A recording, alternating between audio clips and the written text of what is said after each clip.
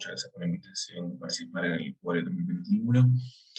El objetivo de la charla de hoy es hablar sobre las indicaciones de marcapasos en pacientes pediátricos.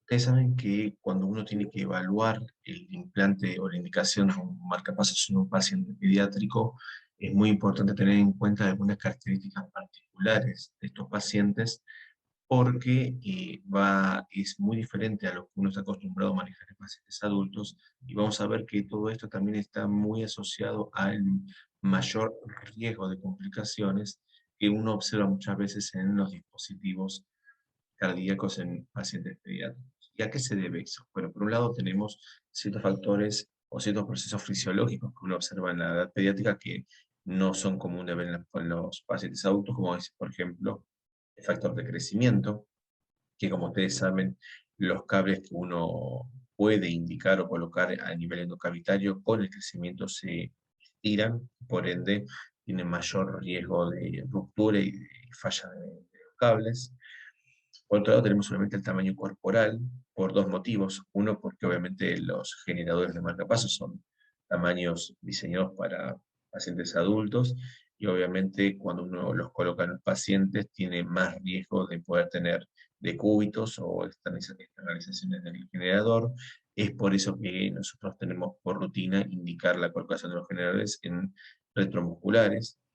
Y obviamente eso también tiene relación con los calibres de los vasos, que muchas veces, cuanto más chiquitos son los pacientes, se hace muy difícil colocar más de un cable a veces dentro de una misma vena.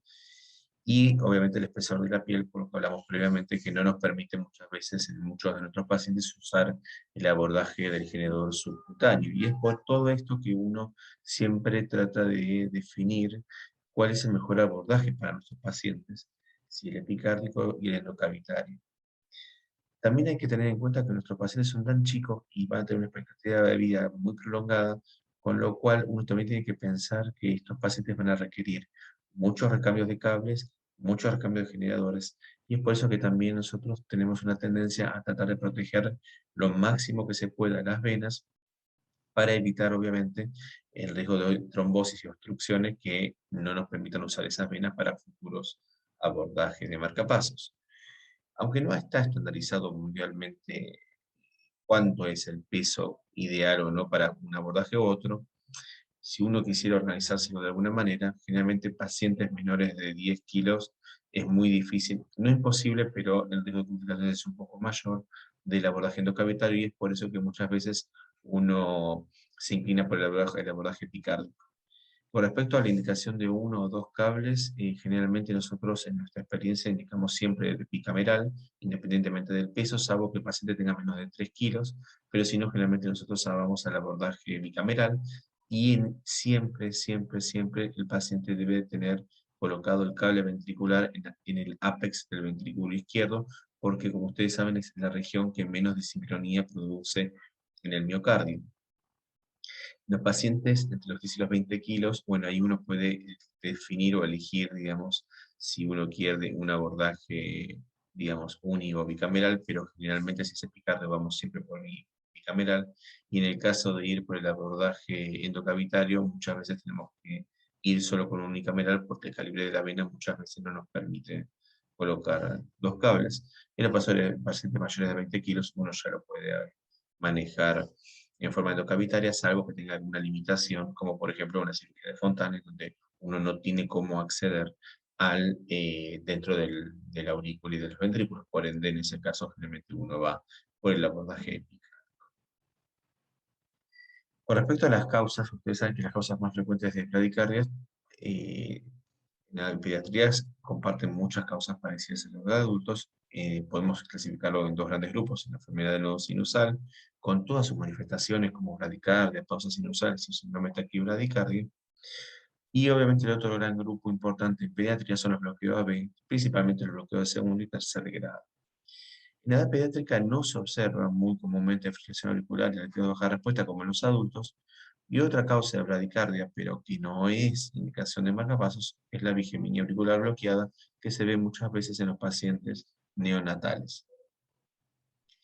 Con respecto a la disfunción sinusal, causas hay múltiples. Quizás una forma de clasificarlas podemos dividirlas en aquellas no quirúrgicas, dentro de las cuales hay muchos subtipos como las congénitas, familiares, vagotónicas, secundarias a fármacos. Hay algunas cardiopatías congénitas que se asocian con más disfunción sinusal, como por ejemplo el euisomerismo, la miocarditis y algunas canalopatías. Dentro de las quirúrgicas hay algunas cirugías que se asocian más frecuentemente con disfunción sinusal, como es la cirugía de Mustarsen, el Fontan, algunos postoperatorios de canal AB, anomalías de retorno venoso, Epstein, y en realidad cualquier cirugía en la cual requieren canalización de vena cava superior, existe siempre un riesgo de poder presentar algún grado de disfunción sinusal. Con respecto a las causas de bloqueo AB que uno observa en pediatría, tenemos causas fisiológicas como las vagotónicas, medicamentosas, metabólicas, traumáticas, principalmente por el acto quirúrgico, miocarditis. La isquémica no es algo que se ve muy comúnmente en pediatría.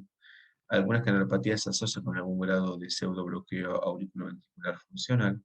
Y hay algunas cardiopatías congénitas que claramente se asocian con mayor riesgo de bloqueo B, como ser, por ejemplo, la transposición corregida de grandes vasos o el canal auriculoventricular, parcial o completo. Como dijimos previamente, toda cirugía postquirúrgica cardiovascular conlleva un riesgo de bloqueo B, sobre todo aquellas cirugías en las cuales se tiene que intervenir cerca de la cruz del corazón.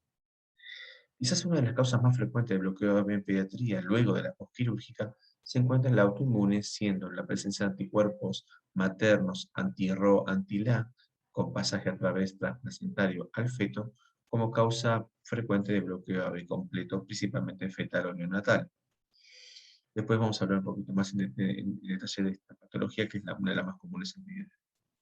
También puede ser complicaciones de ablaciones por radiofrecuencia, como que en las cuales uno tiene que intervenir cerca del nodo AB. Con respecto al bloqueo AB congénito, es una de las causas más frecuentes de bloqueo AB en la pediatría, siendo la causa más común la presencia de anticuerpos maternos antirroantila. Sin embargo, también hay un subgrupo de pacientes que se puede asociar a cardiopatías congénitas, como la transposición corregida de grandes vasos o defectos septales. El diagnóstico habitualmente es intrauterino por presencia de bradicardia fetal, que uno lo puede diagnosticar fácilmente con un cardiograma fetal, o a veces en el periodo postnatal, cuando el paciente ya se le hace un electrocardiograma convencional o con la clínica. Uno siempre, dentro de los estudios complementarios que utiliza para evaluar estos pacientes, tenemos por un lado el electrocardiograma, que nos permite evaluar la frecuencia del ritmo de escape, la morfología del QRS, la presencia de ectopías o bucle prolongado, el Holter, que nos permite evaluar la frecuencia cardíaca promedio, la presencia de arritmias y la correlación de síntomas con la bradicardia. Y por ende, y también cuando los chicos son más grandes, la ergometría principalmente para evaluar la insuficiencia cronotrópica. Con respecto a las indicaciones de marcapasos en pediatría, con respecto al bloqueo AB, todo bloqueo AB avanzado de segundo o tercer grado que presenta bradicardia sintomática, disfunción ventricular o bajo gasto cardíaco tiene indicación de un marcapasos definitivo. La presencia de bloqueos también completos o de segundo grado en el contexto de un postoperatorio que no revertieron luego de 7 o 10 días de la cirugía, también uno debe considerar el implante de un marcapasos definitivo. Y en el caso de los bloqueos completos congénitos, con escapes anchos, con frecuencias bajas, arritmias ventriculares complejas, como TB no sostenida o disfunción ventricular, también uno debe contemplar o considerar la posibilidad de un implante de marcapasos. En aquellos pacientes con bloqueos congénitos menores de un año, pero que tienen asintomáticos, o con frecuencias medias menores a 50 por minuto o 70 si tienen cardiopatías congénitas, uno debe contemplar la indicación del marcapasos sopesando el riesgo en función del peso del paciente. O si tiene más de un año y además de frecuencias menores de 50 latidos, presenta pausas mayores a 2-3 ciclos más largos que el previo a las pausas o síntomas con insuficiencia cronotrópica, uno debe contemplar la indicación también. Es importante que en todo paciente, además, mayor a 16, 18 años, que ya tiene un cuerpo de adulto, si el paciente desea tener, digamos, mejor calidad de vida o consensúa con el médico la necesidad de un implante de marcapasos, uno lo puede colocar independientemente de todas estas indicaciones. Sobre todo en las mujeres que potencialmente pueden el día de mañana quedar embarazadas, ¿no? Con respecto a la disfunción sinusal, principalmente la disfunción sinusal, la indicación de marcapasos se correlaciona con los síntomas, o sea, bradicardia con síntomas que se indica un marcapasos. sino generalmente la disfunción sinusal uno la controla y la hace con evaluaciones con conducta expectante. También, digamos, el paciente presenta bradicardias sinusales asintomáticas en un paciente con cardiopatía congénita compleja, que maneja frecuencias cardíacas menores al 40 latidos por minuto o pausas significativas. Bueno, ahí uno puede contemplar la indicación de marcapasos, ni hablar si la falta de sincronía B o la bradicardia le genera algún grado de deterioro hemodinámico. Otras causas, tenemos las taquicardias ventriculares sostenidas, generalmente son polimorfas y secundarias a pausas dependientes de compute prolongado. Ahí obviamente según la edad del paciente uno o va a un marcapasos o va a un cardiodefibrilador, habitualmente uno sí puede indicar un cardiodefibrilador. También existen canalopatías como el QT prolongado, que a veces se asocia con bloqueos AB2-1 funcionales o pseudobloqueo AB, en los cuales muchas veces son bebés y la indicación de un CDI es muy riesgoso. Hay mucha evidencia que indicando muchas veces un marcapasos y tratamiento antiarrítmico podemos uno expectar un poco al paciente y manejarlo con un buen control de la ritmo. Las enfermedades neuromusculares, sobre todo el Steiner o las distrofias musculares por distrofina, se asocian muy frecuentemente con bloqueo AB o progresión de bloqueo AB, con lo cual todo paciente con bloqueo AB de segundo y tercer grado y enfermedad neuromuscular de este tipo tiene indicación de marcapasos, inclusive en el Steiner con enfermedad con bloqueo AB de primer grado o segundo grado de bajo grado, también uno debe contemplar la indicación de marcapasos. Muchas gracias.